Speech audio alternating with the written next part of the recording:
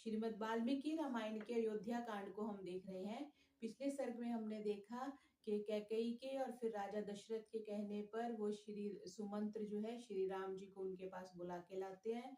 तो कैकेयी माँ उनको जो राजा दशरथ जी के सामने उसने वर रखे थे वो बताती है और श्री राम उसको बड़े हर्ष से स्वीकार कर लेते हैं, बिना कोई प्रश्न किए, बिना कोई आपत्ति किए, कि जैसे आप कहते हो मैं वैसे करने को तैयार हूँ। और वो तत्काल जब उनके आश्रम उनके भवन से निकलते हैं तो छत्र वगैरह उतार देते हैं। क्यों? क्योंकि उनको वन में जाने की आज्ञा मिली थी। तो यहाँ तक हमने देखा था कि फिर वो छत्र वगैरह छोड़ के साधारणतः अपने भवन में आते हैं कि मैं माँ कौशल्या को और सीता जी को इस बात से विदित करता हूँ। अब आगे 17वें सर्ग में देखेंगे। इसमें आ रहा है कौशल्या का क्रंदन। साक्षों वसना हृष्टा नित्यं व्रत परायणा अग्निं जुहोति स्म तदा मंत्रवत कृत मंगला। नित्य व्रत परायण कौशल्या उस समय रेशमी वस्त्र धारण किए हुए मंत्रोच्चारण पूर्वक अग्निहोत्र कर रही थी। यहाँ से भी हमें प्रमाण मिलता है कि जैसे श्री राम जी अग्निहोत्र करते थे तो स्त्रियों को भी यज्ञ करने का अधिकार है, तो माता कौशल्या भी यज्ञ कर रही थी। साचिरस्य आत्मजं दृष्ट्वा मातृनंदनम् आगतम् अभिचक्राम संहृष्टा किशोरम वडवा यथा। सदा माता को प्रसन्न करने वाले पुत्र को चिरकाल पश्चात आया देख माता कौशल्या प्रसन्न होकर उसकी ओर इस प्रकार दौड़ी जिस प्रकार घोड़ी अपने बछेरे को देखकर उसकी ओर दौड़ती है। किशोरम वडवा यथा, जैसे वडवा अपने बच्चे की तरफ दौड़ती है, ऐसा इन्होंने कहा। तो पीछे जब हमने कल देखा था कि श्री राम जी अंदर गए थे तो लक्ष्मण जी तो बाहर ही खड़े थे, तो वो बाहर खड़े होकर लक्ष्मण जी ने श्री राम और कैकेयी के वार्तालाप को सुन लिया था। तो मूल में तो इस के क्योंकि बाहर आए तो लक्ष्मण जी की आंखों में भी आंसू थे, तो यहाँ पे मैं भी कल इस चीज पे विचार कर रही थी कि लक्ष्मण जी तो अंदर गए नहीं और राम जी ने आके लक्ष्मण जी को बताया भी नहीं है। तो वो ऐसा है यहाँ पे मानना कि उसका मूल में इस वार्तालाप के सुनने का उल्लेख नहीं है, पर श्लोक से स्पष्ट हो जाता है कि उन्होंने वो बात सुन ली थी। तो ये हमने यहाँ तक हमने कल देखा था। तो फिर वो आगे जो कहते हैं कि मैं जब आगे जाता हूँ माता कौशल्या को और सीता को बताने के लिए, वो हमने आज प्रारंभ किया है।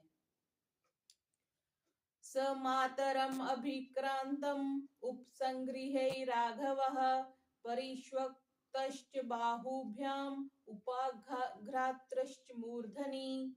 श्री राम ने समीप आई माता के चरण छुए, माता ने उसके दोनों हाथ पकड़ उसे हृदय से लगाया और उसका सिर सूंघा। तमुवाच धुराधर्षं राघवं सुतमात्मनः कौसल्या पुत्र वात्सल्यात् इदं प्रियहितं वचः। तदंतर कौसल्या पुत्र स्नेहवश दुर्जय अपने पुत्र से ये हितकारी वचन बोली। वृद्धानां धर्मशीलानां राजऋषीणां महात्मनां प्राप्नुहायुश्च कीर्तिं च धर्मं चाप्युचितं कुले। हे पुत्र, तू धर्मशील है, वृद्ध महात्माओं राजऋषियों की आयु और कीर्ति को प्राप्त कर। क्या बोला? कि जो वृद्ध हैं, जो महात्मा है, जो धर्मशील है और राजऋषियों की आयु को, मतलब तेरी लंबी आयु हो और तू उतनी ही कीर्ति को प्राप्त कर तथा कुलोचित धर्म के पालन में सदा निरत रहे। तो ये एक तरह से उपदेश है माता कौशल्या का सबके लिए। सत्य प्रतिज्ञं पितरं राजानं पश्य राघव अद्यैव हि त्वां धर्मात्मा यौवराज्ये अभिषेक्ष्यति। हे राम, तुम अब सत्य प्रतिज्ञ महाराज के दर्शन करो, क्योंकि वे धर्मात्मा आज तुम्हारा यौवराज्य पद पर अभिषेक करेंगे। दत्तमासन्म आलभ्य भोजनेन निमंत्रितः मातरम राघवः किंचित प्रसार्यांजलिं ब्रवीत। यह कहकर माता ने उसे भोजन करने के लिए कहा और बैठने के लिए आसन दिया। श्री राम उस आसन का स्पर्श कर हाथ जोड़कर बोले, देवी नूनम न जानीषे महद भयम उपस्थितम इदम तव च दुखाय वैदेह्या लक्ष्मणस्य च। हे देवी, आपके लिए, सीता और लक्ष्मण के लिए जो महान भय उपस्थित हो गया है, निश्चय ही आप उसके संबंध में कुछ नहीं जानती। गमिष्ये दंडकारण्यम किमनेन आसनेन मे विष्टारासन योग्यो हि कालो अयम माम उपस्थित। मैं तो अब दंडक वन में जा रहा हूँ, अतः तब इस आसन से मेरा क्या प्रयोजन। जैसे उन्होंने अपने पीछे है ना छत्र और अलंकृत चवर को हटा दिया था, तो उन्होंने, माता ने जो मतलब अपने पुत्र के लिए आसन दिया उसको भी ग्रहण नहीं किया। तो कह रहे हैं कि अब इस आसन से, किम अनेन आसनेन में, अब इस आसन से मेरा क्या प्रयोजन है। अब तो मेरे लिए कुशासन पर बैठने का समय आ गया है। विष्टरासन योग्यो ही कालो अयम माम उपस्थिता। मेरे लिए कुशा का हम यज्ञ आदि में प्रयोग करते हैं ना, कुशासन का, उस पे बैठने का समय आ गया है। चतुर्दशी वर्षाणि वत्स्यामि विजने वने स्वादूनि हित्वा भोज्यानि फल मूल कृताशनः। अब मैं स्वादु पदार्थों को छोड़, क्योंकि भोजन के लिए माता जी ने कहा ना, तो कह रहे हैं कि अब मैं स्वादु पदार्थों को छोड़कर कंद मूल एवं फलों से जीवन निर्वाह करते हुए 14 वर्ष तक घोर निर्जन वन में वास करूंगा। भरताये महाराजो यौवराज्यं प्रयच्छति माम पुनर्दंडकारण्ये विवासयति तापसम। महाराज दशरथ भाई भरत को युवराज पद दे रहे हैं और मुझे तापस वेश बनाकर वन में रहने की आज्ञा दी है। इसके यहाँ पे ये देखने का है कि महर्षि वशिष्ठ ने श्री राम की जो इस अवस्था का वर्णन में एक श्लोक लिखा है कि आहुतस्य अभिषेकाय विसृष्टस्य वनाय च न मया लक्षितस्य स्वल्पोऽप्याकार विभ्रमः। ये अज्ञात श्लोक है क्या, कि राज्य अभिषेक के लिए बुलाए जाने पर और वन गमन का आदेश दिए जाने पर भी दोनों स्थितियों में मैंने श्री राम के मुखमंडल पर कोई विकार नहीं देखा। आहुतस्य अभिषेकाय, अभिषेक के लिए बुलाने के लिए, विसृष्टाय वनाय च, या वन में भेजने के लिए बोला हो, न मया लक्षितस्य स्वल्पो अप्याकार विभ्रमः, कुछ भी उनके चेहरे पर शिकन नहीं थी।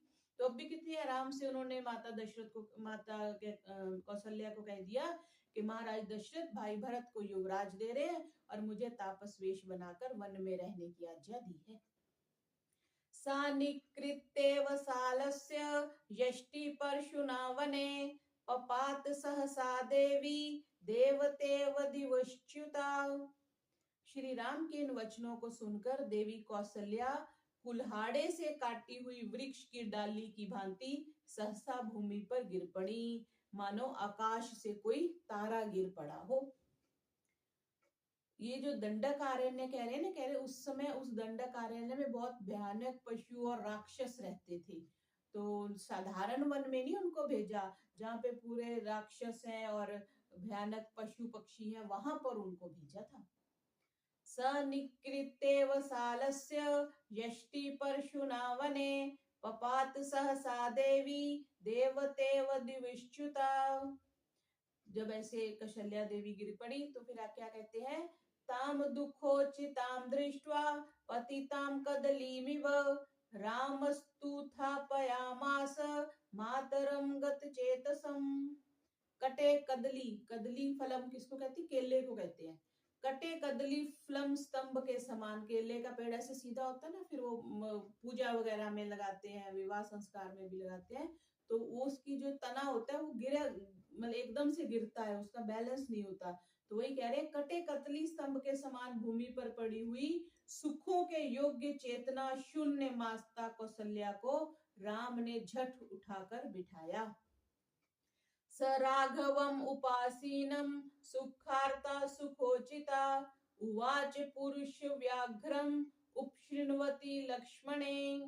जो कौशल्या सुख पाने योग्य थी, उसने दुखी हो लक्ष्मण को सुनाते हुए पास बैठे पुरुष सिंह राम से कहा, यदि पुत्र न जाये था मम शोकाय राघव, न स्म दुख मतो भूयः पश्येमहं प्रजा।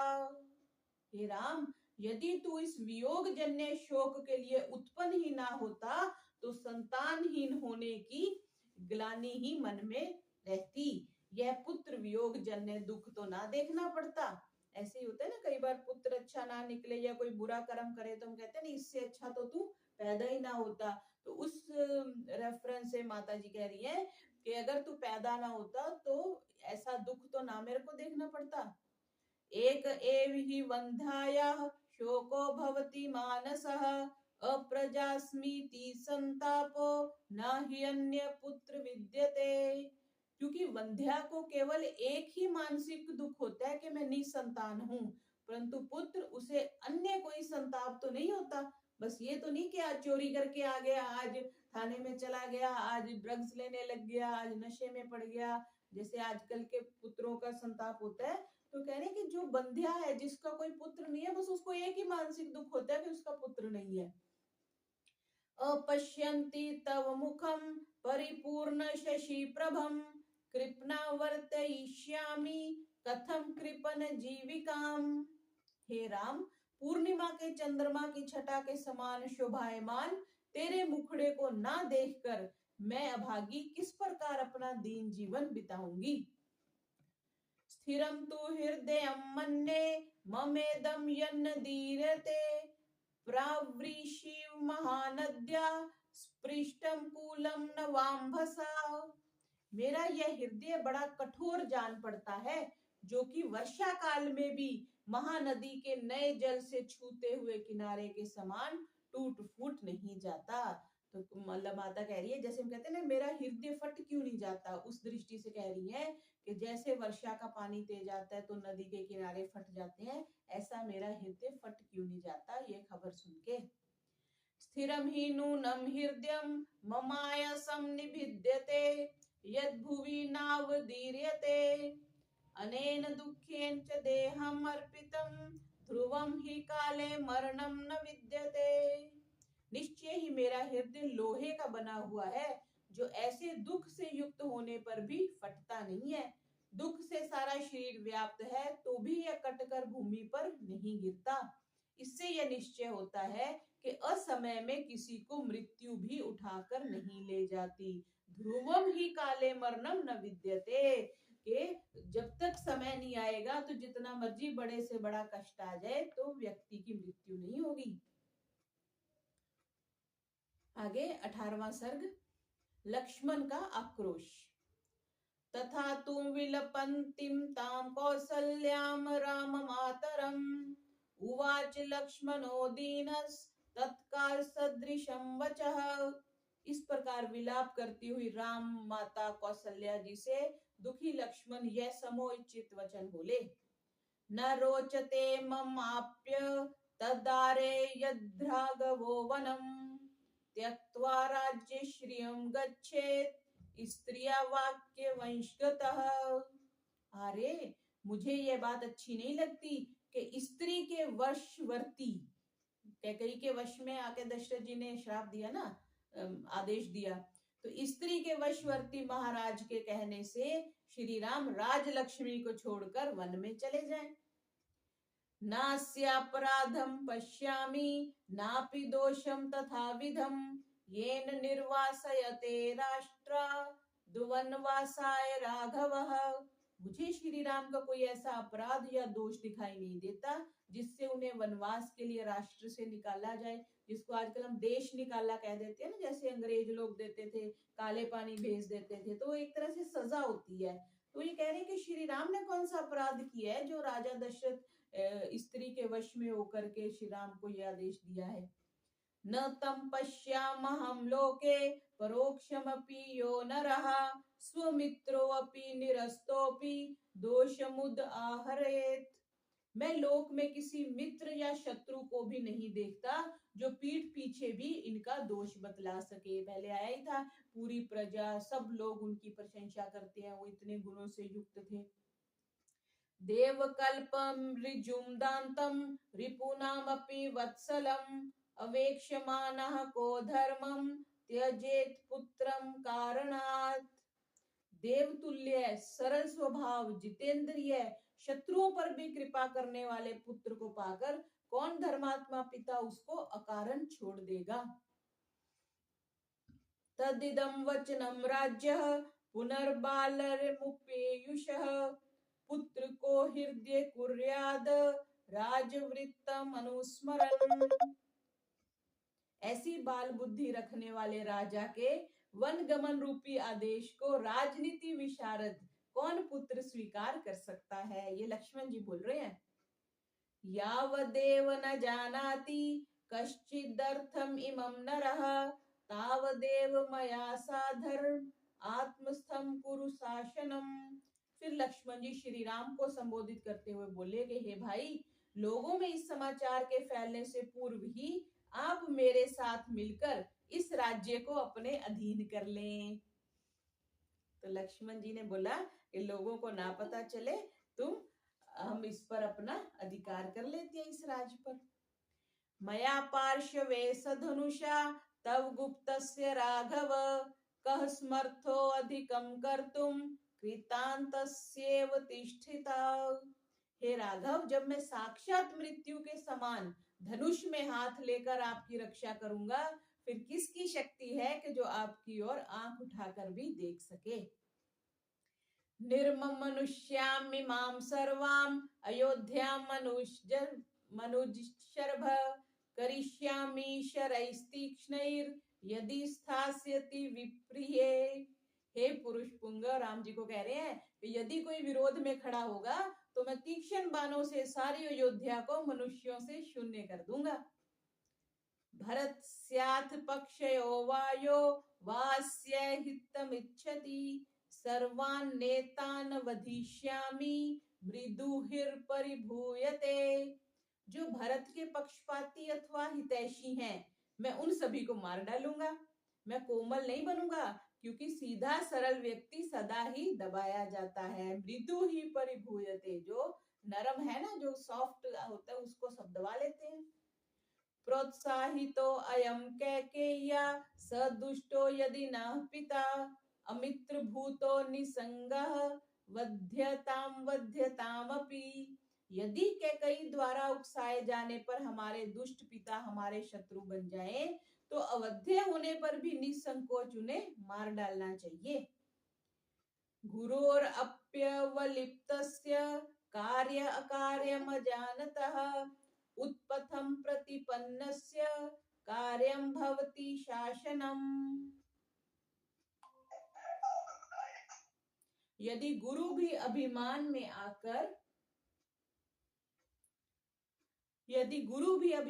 आकर कर्तव्य को भूल जाए और उल्टे मार्ग पर चलने लगे तो उसे भी दंड देना चाहिए। गुरुरपि अविलिप्तस्य कार्यम अकार्यम अजानतः उत्पथम प्रतिपन्नस्य कार्यम भवति शासनम। अगर गुरु भी अभिमान में आकर गलत काम करने लगे तो उसे भी दंड देना चाहिए।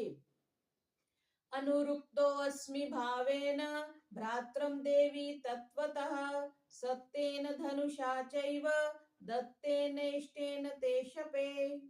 लक्ष्मण जी पुनः कौशल्या से बोले कि हे देवी, मैं सत्य की, धनुष की, अपने दान की और अपने इष्ट अग्निहोत्र की शपथ खाकर, अपना इष्ट कौन बताया? अग्निहोत्र। किसने? लक्ष्मण जी ने। मैं इष्ट अग्निहोत्र की शपथ खाकर कहता हूं कि मैं हर प्रकार से श्री राम का अनुरागी हूं। दीप्तमग्निमरण्यं वा यदि रामः प्रवेक्ष्यति प्रविष्टं तत्र मां देवी त्वं पूर्वं वधारय। हे देवी, श्री राम जलती हुई अग्नि में अथवा वन में जहां भी प्रवेश करेंगे, आप मुझे वहां पहले से ही विद्यमान देखेंगी। तो ऐसे लक्ष्मण जी थे कि जहां भी श्री राम, जैसे श्री राम जी अपने पिताजी के लिए वचन बोल के आए थे, वैसे लक्ष्मण जो है वो श्री राम जी के लिए बोल रहे हैं कि जहां भी श्री राम जाएंगे उससे पहले मैं वहां होऊंगा। हरामि वीर्यात् दुःखं ते तमः सूर्यैवोदितः देवी पश्यतु मे वीर्यं राघवश्चैव पश्यतु। जिस प्रकार सूर्य अपने प्रकाश से अंधकार को नष्ट कर देता है, उसी प्रकार मैं अपने पराक्रम से आपके सारे कष्टों को अभी नष्ट किए डालता हूं। आप और श्री राम देखते रहें। एतत्तु वचनं श्रुत्वा लक्ष्मणस्य महात्मनः उवाच रामं कौसल्या रुदन्ती शोकलालसा। महात्मा लक्ष्मण के इन वचनों को सुनकर शोकाकुल कौसल्या रोती हुई श्री राम से बोली, भ्रातुस्ते वदतः पुत्र लक्ष्मणस्य श्रुतं त्वया यदत्रनन्तरं तत्त्वं कुरुष्व यदि रोचते। हे वत्स, आपके भाई लक्ष्मण की बात तूने सुन ली, अब जो तुझे उचित जान पड़े सो तू कर। न च अधर्म्यं वचः श्रुत्वा सपत्न्या मम भाषितं विहाय शोक संतप्तां गन्तुमर्हसि मामितः। मेरी सपत्नी कैकेयी की अधर्म युक्त बात सुनकर, मेरी सपत्नी कैकेयी, जिसको आजकल हम सौत कहते हैं ना, यहाँ पे शब्द यूज किया सपत्नी, मेरी सपत्नी कैकेयी की अधर्म युक्त बात सुनकर तुझे मुझ शोक संतप्ता अपनी माता को छोड़कर यहाँ से जाना उचित नहीं। धर्मज्ञ यदि धर्मिष्ठो धर्मं चरितुम इच्छसि शुश्रूषमा इहम अस्त्वं चर धर्मम अनुत्तमम। हे धर्मज्ञ, यदि तू धर्मिष्ठ है और तुझे धर्म आचरण ही करना है तो यहाँ रहकर मेरी शुश्रूषा कर, क्योंकि माता की सेवा से बढ़कर उत्तम और कौन सा धर्म है। यथैव राजा पूज्यस्ते गौरवेन तथा ह्यहम् त्वां न अहमनुजानामि न गंतव्यमितो वनम्। जैसे तेरे लिए महाराज पूज्य हैं, वैसे ही उनसे अधिक मैं पूज्य हूँ। कौशल्या जी कह रही है, मैं तुम्हें वन जाने की आज्ञा नहीं देती, अतः तुम्हें वन में नहीं जाना चाहिए। त्वद्वियोगान में कार्यम जीवतेन सुखेन वा त्वया सहमं श्रेयस त्रीनामपि भक्षणम। तेरे वियोग में ना तो मुझे सुख है ना जीने की अभिलाषा है, तेरे साथ रहकर मेरे लिए तिनके खाकर रहने में भी भलाई है। यदि त्वं यास्यसि वनं त्यक्त्वा मां शोकलालसाम् अहं प्रायमिहाशिष्ये न हि शक्ष्यामि जीवितुम्। यदि तुम मुझ शोक संतप्ता को यहाँ छोड़कर वन में चला गया तो मैं अनशन करके बैठ जाऊंगी और अपने प्राण दे दूंगी। तो जैसे उधर बात हो रही थी, कैकेयी कह रही थी मैं अपने प्राण दे दूंगी, ऐसे अब कौशल्या माँ भी श्री राम जी को कह रही हैं। अब श्री राम जी कौशल्या जी को समझा रहे हैं 21वें सर्ग में, राम का कौशल्या को समझाना। विलपन्ति तथा दीनां कौसल्यां जननीं ततः उवाच रामो धर्मात्मा वचनं धर्म संहितम्। इस प्रकार विलाप करती हुई दीन दुखी कौशल्या को देख धर्मात्मा श्री राम उससे ये धर्म युक्त वचन बोले।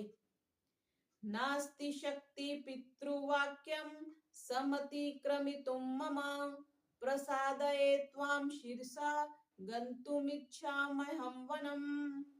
हे माता, मुझ में इतनी शक्ति नहीं है कि मैं पिताजी की आज्ञा का उल्लंघन कर सकूं, अतः मैं तुझे प्रणाम कर, तुझे प्रसन्न कर और तेरी अनुमति ले वन जाना चाहता हूं। तामेव मुक्त्वा जननीं लक्ष्मणं पुनरब्रवीत् वाक्यं वाक्यविदां श्रेष्ठः सर्वधनुष्मताम्। माता से इस प्रकार कहने के पश्चात वक्ताओं में श्रेष्ठ धनुषधारियों में लब्ध कीर्ति श्री राम लक्ष्मण जी से बोले। तव लक्ष्मण जानामि मयि स्नेहमनुत्तमं विक्रमं चैव सत्वं च तेजश्च सुदुरासदम। हे लक्ष्मण, मेरे प्रति तुम्हारा जो अत्यधिक स्नेह है उसे मैं जानता हूँ। तुम्हारे पराक्रम, बल और अजय तेज को भी मैं जानता हूँ। मम्मातुर्महदुःखम् अतुलं शुभ लक्षण अभिप्रायं विज्ञाय सत्यस्य च शमस्य च। हे शुभ लक्षण वीर, मेरी माता तो धर्म और आत्म संयम का रहस्य न जानने के कारण महाशोक से कातर हो रही हैं। तू तो सब जानता है, फिर माता जी की हाँ में हाँ मिलाकर धर्म विरुद्ध बात क्यों कहता है। आगे जो श्री राम जी बोल रहे हैं, ये बहुत प्रसिद्ध श्लोक है। धर्मो ही परमो लोके धर्मे सत्यम प्रतिष्ठितम धर्म संश्रित में तच्च पितुर्वचनम उत्तमम। लोक में धर्म ही परम पुरुषार्थ है। एक तो पुरुषार्थ होता है ना, नौकरी कर रहे हैं, धंधा कर रहे हैं, पुरुषार्थ कर रहे हैं, घर बना रहे हैं, गाड़ी ले रहे हैं, यात्राएं कर रहे हैं, ये पुरुषार्थ है। परम पुरुषार्थ क्या है? धर्म करना, शास्त्र का पढ़ना, दान देना, यज्ञ करना, जितने भी मनु जी ने 10 धर्म के लक्षण कहे हैं, तो धर्म जो है वो परम पुरुषार्थ है। सत्यम क्रोधो दशकम धर्म लक्षणम मनु जी ने कहा ना मनुस्मृति में। धर्म में ही सत्य प्रतिष्ठित है। पिताजी की आज्ञा भी धर्म अनुमोदित होने के कारण माता की आज्ञा से उत्कृष्ट है, अतः पितृ आज्ञा ही पालनीय है। तो पिता की आज्ञा पालन करने की, बिकॉज क्या कह रहे हैं, पिताजी की आज्ञा भी धर्म अनुमोदित, धर्म के अकॉर्डिंग है, इसलिए माता जी की आज्ञा से उत्कृष्ट है, अतः पितृ आज्ञा ही पालनीय है। संश्रुत्य पितृवाक्यम मातुर्वा ब्राह्मणस्य वा न कर्तव्यम वृथा वीर धर्मम आश्रित्य तिष्ठिता। हे वीर, धर्म रूपी फल की इच्छा रखने वाले पुरुष को पिता, माता या ब्राह्मण की आज्ञा पालन का प्रतिज्ञा करके उससे पीछे नहीं हटना चाहिए। जो धर्म रूपी फल की इच्छा करते हैं, तो एक बार जो प्रतिज्ञा कर ली उससे पीछे नहीं हटना चाहिए। सो अहम न सक्ष्यामि पितृनियोगमतिवर्तितुम् पितृहि वचनाद्वीर कैकेय्याहं प्रचोदितः। इसलिए मैं पिताजी की आज्ञा का उल्लंघन नहीं कर सकता। हे वीर, पिता के आदेश से ही कैकेयी ने यह बात मुझसे कही है। तदेनाम विसृजानार्यां क्षत्र धर्माश्रितां मतिं धर्ममाश्रय मातक्षण्यं मद बुद्धिरनुगम्यताम। अतः हे लक्ष्मण, क्षत्र धर्म का अनुगमन करने वाली इस दुष्ट बुद्धि को तू छोड़ दे। मुझे कह रहे थे ना कि सबको मैं मार देता हूँ, तो कह रहे दुष्ट बुद्धि को तू छोड़ दे, धर्म का आश्रय ले, उग्रता का नहीं, मेरी बुद्धि का अनुगमन कर। तमेव उक्त्वा सौहार्दाद भ्रात्रं लक्ष्मण अग्रजः उवाच भूयाः कौसल्यां प्रांजलि शिरसा नतः। श्री राम स्नेह पूर्वक लक्ष्मण को इस प्रकार समझाकर फिर हाथ जोड़ और सिर झुकाकर कौसल्या जी से बोले, अनुमन्यस्व माम देवी गमिष्यन्तमितो वनम शापितासि मम प्राणै कुरुस्व सत्ययनानि में। हे देवी, अब मुझे वन जाने की आज्ञा दीजिए। आपको मेरे प्राणों की शपथ है, आप मेरे लिए दुखी ना हो और मेरे लिए स्वस्ति वाचन करें। शोकः संधारयतां मातृ हृदये साधु मा शुचः वनवासादि हयिष्यामि पुनः कृत्वा पितृवचः। हे माता, शोकाकुल पिता को समझा बुझाकर शांत कर, तू स्वयं भी किसी प्रकार की चिंता मत कर। मैं पिताजी की आज्ञा पूर्ण कर वन से घर लौट आऊंगा। त्वया मया च वैदेह्या लक्ष्मणेन सुमित्रिया पितृनियोगे स्थाव्यमेष धर्म सनातनः। पितृनिर्योगे स्थातव्यम एषः धर्म सनातनः। आपको, मुझे, वैदेही को, वैदेही सीता जी को कहते थे, वैदेही को, लक्ष्मण और सुमित्रा को पिताजी की आज्ञा में रहना चाहिए, यही सनातन धर्म और शिष्टाचार है। अम्ब संहृत्य संभारान दुःखम हृदि निगृहे च वनवास कृता बुद्धिर्मर्म धर्म्यानुवर्तयाम। हे माता, अभिषेकार्थ एकत्र सामग्रियों को एक और हटा दे, अपने दुख को हृदय में धारण कर और मेरे वनवास के औचित्य को समझाकर मुझे वन जाने की अनुमति प्रदान कर। तो ऐसे उन्होंने माता कौशल्या जी से भी अनुमति ले ली। अब दैव और पुरुषार्थ पर राम लक्ष्मण संवाद, ये 20वें सर्ग में आएगा। अथम तम व्यथयादीनम सविशेषमर्षितम श्वसन्तमिव नागेन्द्रम रोष विस्फारिते क्षणम आसाद्य रामं सौमित्रिम सुहृदं भ्रातरं प्रियम उवाचेदं सधैर्येण धारयन् सत्वमात्मवान्।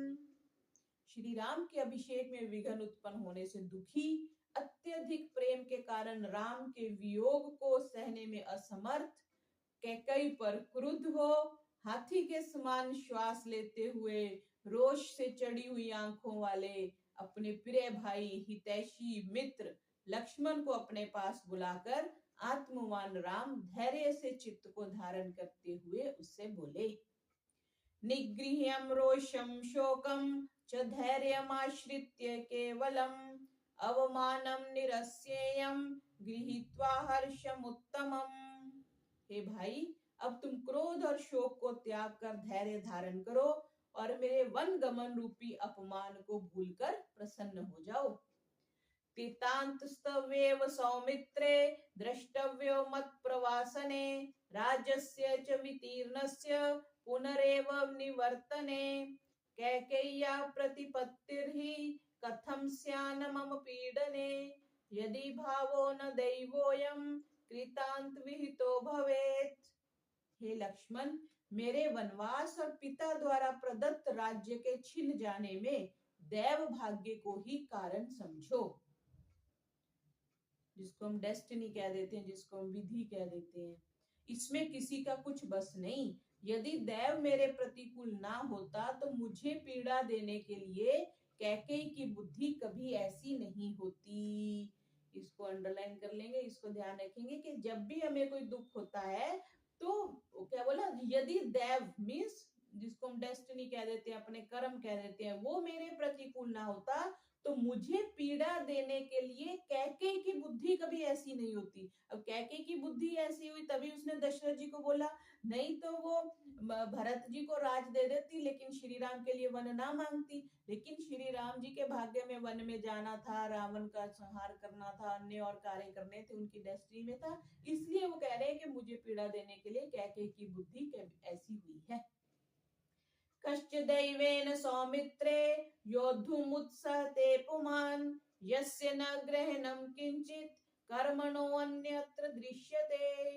हे लक्ष्मण, दैव से कौन युद्ध कर सकता है, अपने भाग्य से कौन युद्ध कर सकता है, क्योंकि दैव का प्रत्यक्ष कर्मों के फल भोग के रूप में होता है और किसी रूप में नहीं। दैव का प्रत्यक्ष कैसे, कर्मों के फल भोग के रूप में ही होता है। कई बार हम कहते हैं ना कि मैंने तो ये काम किया ही नहीं है, इसकी सजा मेरे को क्यों मिल रही है, तो वो अब नहीं किया लेकिन पीछे कहीं किया हुआ है, वो कर्म अभी उपस्थित हो गया और वो तब उसकी सजा नहीं मिली, अब उसकी सजा मिल रही है। वही बात कह रहे हैं कि कर्मों के फल भोग के रूप में ही प्राप्त होता है और किसी रूप में नहीं। सुख दुखे भय क्रोधो लाभ लाभो भव भवौ यच् किंचित तथा भूतम ननु दैवस्य कर्म तत्। इसके क्या कहा कि देखो, सुख दुख हो रहा है, भय क्रोध हो रहा है, लाभ हानि हो रही है, जीवन मरण हो रहा है, अन्य बातें जो इन्हीं के समान है, ये सब भाग्य के अधीन है। तुलसीदास जी का भी वो है ना, रामचरितमानस में उन्होंने लिखा ना, सुनहु भरत भावी प्रबल बिलखई केहू मुनिनाथ हानि लाभ जीवन मरण जस अपसस विधि हाथ। सुनुई भरत, भरत को बोलते हैं सुनुई भरत भावी प्रबल, जो भविष्य है वो प्रबल होता है। बिलखेऊ कहू मुनिनाथ, मुनिनाथ बिलख करके दुखी होकर के कहते हैं कि हानि लाभ जीवन में जो हो रहा है, जीवन मरण हो रहा है, यश अपयश हो रहा है, ये सब विधि के हाथ में है, परमात्मा के हाथ में है, कर्म के हाथ में है। सुख दुख, भय क्रोध, लाभ हानि और जीवन मरण, अन्य बातें जो इन्हीं के समान है, सब भाग्य के अधीन है। दोबारा से देखेंगे इस श्लोक को। सुख दुखे भय क्रोधो लाभ लाभो भव भवौ यत् किंचित तथा भूतम ननु दैवस्य कर्म तत्। फिर आगे, ऋषियो अप्युग्र तपसो दैवेन विप्रपीडितः उत्सृज्येन्ये मास्तीव्रान भ्रश्यन्ते काममन्युभिः। कठोर तप करने वाले ऋषि भी देव के द्वारा प्रेरित होकर कठोर तपस्या से अर्जित नियमों को त्याग कर काम क्रोध आदि के कारण ऋषि पद से भ्रष्ट हो जाते हैं। बहुत से ऐसे देखिए ना, बहुत से ऐसे सन्यासी होते हैं जो सन्यास से वापिस आके गृहस्थ में चले जाते हैं। तो वही बात वो कह रहे हैं कि कठोर तप करने वाले ऋषि भी देव के द्वारा मीन्स प्रारब्ध के द्वारा प्रेरित होकर कठोर तपस्या से अर्जित नियमों को त्याग कर काम वासना के और क्रोध के कारण ऋषि पद से भ्रष्ट हो जाते हैं। असंकल्पित में वे है यद कस्मात् प्रवर्तते निवर्त्यारंभ मारब्धम ननु दैवस्य कर्म तत्। जिस कार्य को करने का कभी विचार भी न किया हो और वह अकस्मात हो जाए तथा प्रयत्न द्वारा आरंभ किया हुआ कार्य अनायास रुक जाए, इसी को दैव कहते हैं। कि कभी कुछ हमने कोई काम करने का सोचा नहीं लेकिन अकस्मात हमने उसको कर दिया, और कुछ हमने प्रयास किया लेकिन उसमें बाधा आ गई, तो उसी को डेस्टिनी समझना चाहिए, उसी को विधान समझना चाहिए। ऐसा महर्षि वाल्मीकि जी श्री राम जी के मुख से निकलवा रहे हैं। किसको? राम लक्ष्मण जी के लिए। मां च लक्ष्मण संतापम कार्षिम लक्ष्म्या विप्रये राज्यम व वनवासो महोदयः। कि लक्ष्मण, मुझे राज्य अधिकार ना मिलने के लिए तुम संताप मत करो, क्योंकि विवेचन करने से राज्य और वनवास में कुछ भी अंतर नहीं, अपितु मेरे लिए तो वनवास ही महान कल्याणकारी है। इति ब्रुवती रामे तु लक्ष्मणो अग्रजम अब्रवीत अस्थाने संभ्रमो यस्य जातो वै सुमहानयम। श्री राम के ऐसा कहने पर लक्ष्मण जी अपने भाई राम से बोले, धर्म दोष के प्रसंग से आपको यह बड़ा भ्रम उत्पन्न हो गया है। यथा दैवम शौंडीरम शौंडीर क्षत्रियर्षभ किम नाम कृपणम दैवम अशक्तम अभिशंससी। हे शौंडीर, देव की प्रतिकूलता को दूर करने में समर्थ क्षत्रिय श्रेष्ठ, आप सामर्थ्यहीन, अशक्त और तुच्छ दैव की प्रशंसा क्यों कर रहे हैं? आप इतनी भाग्य की प्रशंसा क्यों कर रहे हैं? विकल्पो वीरहीनो यः सदैवम् अनुवर्तते वीरा संभावितात्मानो न दैवं पर्युपासते। जो पौरुषहीन है, जिनमें जो कायर है, वही भाग्य का अनुवर्तन करता है। वीर और धीर पुरुष दैव का अनुसरण नहीं करते। दैवं पुरुषकारेण यः समर्था प्रभादितुं न दैवेन विपन्नार्थ पुरुषसो अवसीदति। जो पुरुष अपने पुरुषार्थ से दैव को चबा सकता है, उसका ना तो दैव कुछ बिगाड़ सकता है, ना वह कभी दुखी होता है। तो ये प्रारब्ध को, किस्मत को बदलने की बात लक्ष्मण जी कह रहे हैं। द्रक्ष्यन्ति त्वद्देवस्य पौरुषं पुरुषस्य च दैवमानुष्यरोद्यद्य व्यक्ता व्यक्तिर्भविष्यति। आज लोग भाग्य और पुरुषार्थ के पराक्रम को देखें, दैव और पुरुषार्थ में कौन बलवान है, आज निर्णय हो जाएगा। अद्य मत पौरुषः तं दैवं द्रक्ष्यन्ति वै जनः यद्यैवादाह तं ते अद्य दृष्टं राज्याभिषेचनम्। जिन लोगों ने दैव के कारण आपके राज्य अभिषेक को नष्ट होते देखा है, वे आज मेरे पुरुषार्थ द्वारा भाग्य को भी नष्ट होते देखेंगे। न शोभार्थ विमौ बाहु न धनुष भूषणाय में न सिरा बंधनार्थाय न शरास्तंभ हेतवः। ये जो दोनों बुझाएं हैं ना, ये शोभा के लिए नहीं है, ना ही मेरा धनुष श्रृंगार के लिए कोई आभूषण है, मेरी तलवार केवल कमर में लटकाने के लिए नहीं है, ये बाण खंबे की भांति सहारा लेने के लिए नहीं है, ये सब तो शत्रुओं का मान मर्दन करने के लिए है। बद्ध गोधांगुल गुलित्राणे प्रगृहीत शरासने कथम पुरुषमानी स्यात् पुरुषानां मयि स्थिते। जब मैं गोह की खाल के दस्ताने पहनकर धनुष हाथ में लूंगा, तब मैं देखूंगा कि वे कौन सा अभिमानी वीर है जो मेरा सामना करता है। ब्रवीहि कोद्यैव मया वियुज्यताम् त्वा सुहृत्य प्राणयशः सुहृज्जनैः यथा त्वेयं वसुधावशे भवेत् तथैव मां शाधित्वास्मि किंकरः। बताइए आपका कौन सा शत्रु आज मेरे द्वारा मारा जाए, आपके प्राण, यश और मित्रों से रहित हो जाए। जो वो व्यक्ति अपने प्राण से, यश से और मित्रों से रहित हो जाए, जिस प्रकार इस पृथ्वी का राज्य आपके हस्तगत हो जाए, मुझे वैसी ही आज्ञा दीजिए, मैं आपका दास हूं। विमृज्य बाष्पं परिशान्तव्य चास्कृत स लक्ष्मणं राघव वंशवर्धनः उवाच पित्रो वर्चने व्यवस्थितं निबोध मामेषि सौम्य सत्पथे। तब रघुकुल की कीर्ति को बढ़ाने वाले राम लक्ष्मण के आंसू पोंछकर और उन्हें बार बार सांत्वना देकर बोले, हे सौम्य, मैं माता पिता की आज्ञा के अधीन हूँ और यही सन्मार्ग है। तो लक्ष्मण जी तो क्योंकि युवा थे तो वो उग्र स्वभाव के थे, तो वो बोलते हैं कि मैं तो मार दूंगा, ये जो धनुष लेके घूम रहा हूँ, तलवार है, बाण है, जो भी जिसने भी आपसे ये राज्य को दूर किया है, मैं उनको मार दूंगा। ऐसा लक्ष्मण जी कहते हुए विवल हो गए, रोने लगे। तो श्री राम जी उनके आंसू पोंछते हुए उनको समझा रहे हैं। फिर अगले 21वें सर्ग में माता द्वारा वन गमन की अनुमति। तम समीक्षे त्वं वहितं पितृ निर्देश पालने कौसल्या वाष्प संरुद्धा वचो धर्मिष्ठम अब्रवीत। तब कौशल्या ने देखा कि धर्मिष्ठ राम पिता की आज्ञा पालन में दृढ़ है, तो वे रुंधे हुए कंठ से बोली, अदृष्ट दुखो धर्मात्मा सर्वभूत प्रियं वदः मयि जातो दशरथ कथमुच्छेन वर्तयेत्। जिसने कभी दुख नहीं सहा, वह धर्मात्मा, सबसे प्रिय बोलने वाला दशरथ द्वारा मेरे उदर से उत्पन्न राम वन में उच्च वृत्ति से जीवन कैसे निर्वाह करेगा।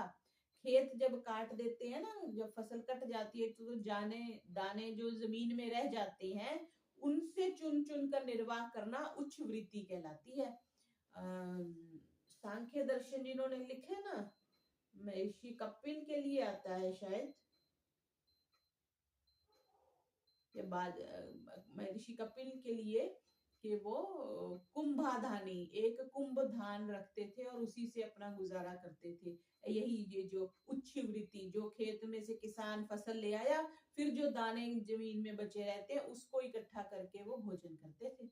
तो वही वो कौशल्या माता कह रही है कि वो निर्वाह ऐसे कैसे करेंगे श्री राम। यस्य भृत्याश्च दासाश्च मृष्टान्यानि भुंजते कथम स भोक्ष्यते नाथो वने मूल फलान्ययम। जिसके नौकर चाकर भी मिष्ठान उत्तम भोजन खाते हैं, वह राम में कंद मूल फल कैसे खाएगा। ये कंद मूल अक्सर बिकता है, हरिद्वार में बिकता है। हरिद्वार में, ऋषिकेश में जाओ तो वो एक इतना बड़ा सा एक कंद होता है, उसको वो काट काट के देते हैं, जैसे शकरगंदी होती है ऐसे ऐसे कलर का होता है, अंदर से व्हाइट है, तो वो काट के देते हैं, उसको कच्चा ही खाते हैं। नूनम तु बलवान लोके कृतांत सर्वमादिशिना लोके रामभिरामस्त्वं वनम यत्र गमिष्यसि। निश्चय ही भाग्य ही लोक में बलवान है। नूनम ते बलवान लोके कृतांत सर्वमदिशन लोके रामम भिरारामस्त्वं वनम यत्र गमिष्यसि। निश्चय ही भाग्य ही लोक में बलवान है। जी, भाग्य से कौन लड़ पाया आज तक, तभी तो लोक में सबका प्रिय होकर भी तुझे वन में जाना पड़ रहा है। त्वया विहीना मिहिमां शोकाग्निर्तुलो महान् प्रधक्ष्यति यथा कक्षम चित्रभानुर्हिमात्यये। हे पुत्र, तुझसे विहीन मुझे यह वन गमन रूपी महान शोक अग्नि उसी प्रकार जलाकर भस्म कर देगी, जैसे हेमंत ऋतु के बीत जाने पर गर्मी में प्रचंड किरण वाला सूर्य घास को जला देता है। परध्यक्षति यथा कक्षम चित्र भानुर हिमात्य। हेमंत ऋतु के बाद जब गर्मी आती है तो सूर्य घास को जला देता है। कथम ही धेनु स्वसंवत्सम गच्छन्तम नानुगच्छति अहम त्वानुगमिष्यामि पुत्र यत्र गमिष्यसि। क्या गाय अपने बछड़े के पीछे पीछे नहीं जाती? जैसे जहां बछड़ा जाता है वहीं गाय जाती है, उसी प्रकार मैं भी तेरे पीछे पीछे जहां कहीं तू जाएगा वहीं चलूंगी। तो कौशल्या जी भी कहती है कि मैं भी साथ जाऊंगी। कई माताएं अपने बच्चों को हॉस्टल में नहीं ना भेजती, तो कोई था तो ऐसी उनकी माँ ने फिर एक वहां कमरा ले लिया था, तो माता भी उनके साथ ही वहीं रहती थी। तथा निगतिम मात्रा तद्वाक्यम पुरुष शर्भः श्रुत्वा रामो अब्रीवीद वाक्यम मातरम भृश दुखिताम। श्री राम क्या कहते हैं? इन वचनों को सुनकर पुरुष श्रेष्ठ राम अत्यंत दुखित होकर माता से बोले, क्या? कैकेय्या वंचितो राजा मयि चार्णयम् आश्रिते भवत्या च परित्यक्तो न नूनं वर्तिष्यति। हे माता, कैकेयी ने महाराज को धोखा दिया है। मैं वन में जा रहा हूँ और आप भी उन्हें त्याग देंगी तो वे निश्चय ही जीवित ना बचेंगे। देखो श्री राम ऐसा तो महसूस कर रहे हैं ना कि कैकेयी ने महाराज को धोखा दी। कैकेय्या वंचितो राजा, कैकेयी से तो वंचित हो गए क्योंकि उन्होंने खुद ही बोल दिया था कि मैं भरत को और तेरा परित्याग करता हूँ। तो कह रहे हैं कि अगर तुम भी उनको छोड़ के आ जाओगी तो राजा दशरथ कैसे जीवित रहेंगे। भर्तु किल परित्यागो नृशंसा केवलम स्त्रियः स भवत्या न कर्तव्यो मनसापि विगर्हित। पति का परित्याग करना स्त्री के लिए सबसे बड़ी क्रूरता है, अतः ऐसे निंद्य कर्म की तो आपको मन में भी कल्पना नहीं करनी चाहिए। याव जीवति काकुत्स्थः पिता में जगति पति शुश्रूषा क्रियताम ता वत्स ही धर्मः सनातनः। जब तक मेरे पिता महाराज दशरथ जीवित हैं तब तक आप उनकी सेवा करें, यही परंपरागत सनातन धर्म है। मया चैव भवत्या च कर्तव्यं वचनं पितुः राजा भर्ता गुरु श्रेष्ठा सर्वेषां ईश्वरः प्रभु। हे देवी, मुझे और आपको पिताजी की आज्ञा अवश्य माननी चाहिए क्योंकि वे आपके पति हैं, गुरु हैं, श्रेष्ठ हैं, सबके स्वामी एवं पूज्य हैं।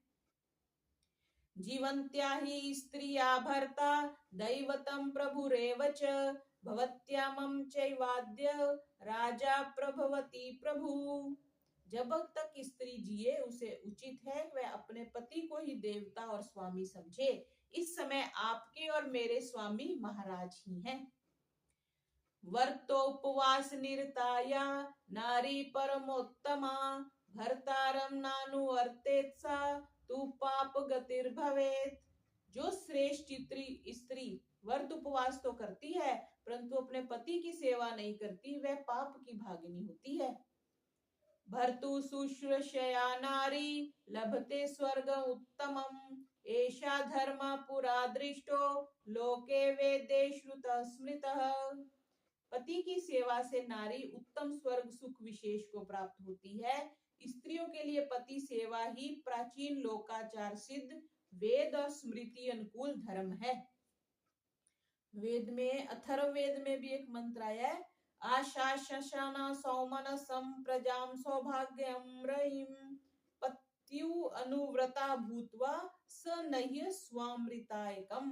मन की प्रसन्नता, संतान, उत्तम सौभाग्य, धन और सुख की चाहने वाली स्त्री, तो पति की सेवा द्वारा पति के धर्म कार्यों में अनुकूल वर्तने वाली होकर मोक्ष सुख के साथ अपने को संबंधित कर। और मनुस्मृति में भी आया, मनु महाराज ने लिखा है, नास्ति स्त्री नाम पृथक यज्ञो न व्रतः नाप्यु पोषणम पतिम शुश्रूषते येन तेन स्वर्गे महीयते। स्त्रियों के लिए पृथक ना कोई यज्ञ है, न व्रत है, न उपवास, केवल पति की सेवा से ही वह घर में पूजित होती है। एवं मुक्ता तु रामेण वाष्पर्याकुलेक्षणा कौसल्या पुत्री शोकार्ता रामं वचनं ब्रवीत्।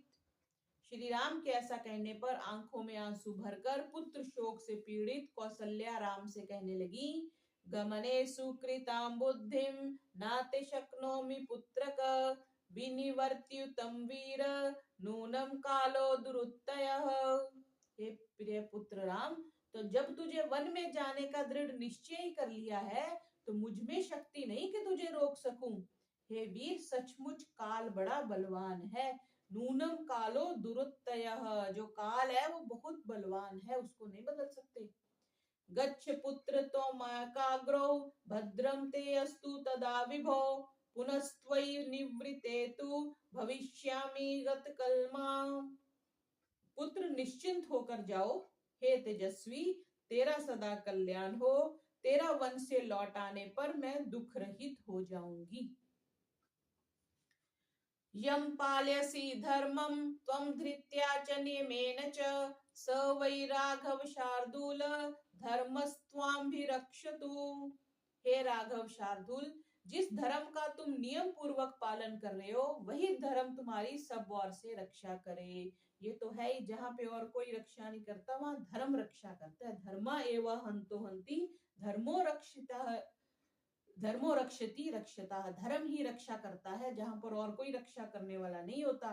और तस्मात् धर्मो न हंतव्यो मानो धर्मो हतो वदित, जो धर्म को नहीं मानता, धर्म का हनन या लोप नहीं करना चाहिए। ऐसा ना हो कि मारा हुआ धर्म ही हमको मार दे, इसलिए धर्म का पालन करना चाहिए। मनुस्मृति में है ये। राक्षसानां पिशाचानां रौद्राणां क्रूर कर्मणां क्रव्यादानां च सर्वेषां मा भूत पुत्रक्ते भयम्। हे पुत्र, राक्षस, पिशाच, भयंकर एवं क्रूर कर्म करने वाले मांस भक्षी जीवों से तुझे कोई भय ना हो। ये माता आशीर्वाद दे रही हैं। आगमास्ते शिवा सन्तु सिद्ध्यन्तु च पराक्रमः स्वस्ति ते स्वान्तरिक्षेभ्यः पार्थिवेभ्य पुनः पुनः। तेरा मार्ग मंगल रूप हो, तेरा पराक्रम सिद्ध हो, आकाश और पृथ्वी के पदार्थों से तेरी बार बार रक्षा हो। स्वस्ति ते स्तवांतरिक्षेभ्यः पार्थिवेभ्यः पुनः पुनः, बार बार तुम्हारी रक्षा हो। इति विचाश्रु प्रतिपूर्णलोचना समाप्य च स्वतीयं यथा विधि प्रदक्षिणं चैव चकार राघं पुनः पुनश्चापि निपीडय स्वजे। इस प्रकार आंखों से आंसू भरे हुए कौशल्या ने यथा विधि स्वस्ति वाचन को समाप्त कर राम की बार बार प्रदक्षिणा की और उसे पकड़कर हृदय से लगाया। तथा तु दैव्य सकृत प्रदक्षिणो निपीड्य मातुश्चरणौ पुनः पुनः जगाम सीता निलयं महायशः स राघवा प्रज्वलित स्वया श्रिया। जब देवी कौशल्या राम की प्रदक्षिणा कर चुकी तब श्री राम ने भी बार बार उनके चरण छुए। फिर अपनी कांति से दीप्त महायशस्वी राम सीता जी के घर गए। इस प्रकार श्रीमद् वाल्मीकि रामायण के अयोध्या कांड का 21वां सर्ग पूरा हुआ। बोलिए मर्यादा पुरुषोत्तम श्री रामचंद्र जी जय।